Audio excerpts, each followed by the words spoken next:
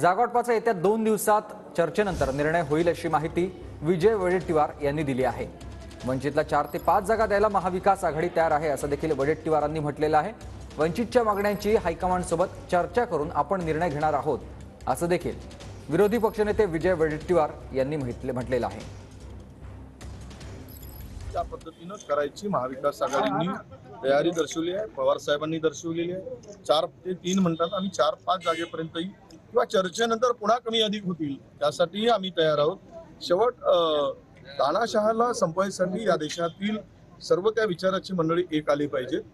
हा देशाच्या संरक्षणासाठी आणि लोकशाहीसाठी ही काँग्रेसची भूमिका आहे आणि त्या भूमिकेला आम्ही पक्के आहोत। प्रकाश आंबेडकर सुद्धा त्याच भूमिकेशी त्यांचे मान आहे आणि अशा स्थितीमध्ये मला वाटतं की कुठेही अडचण येणार नाही।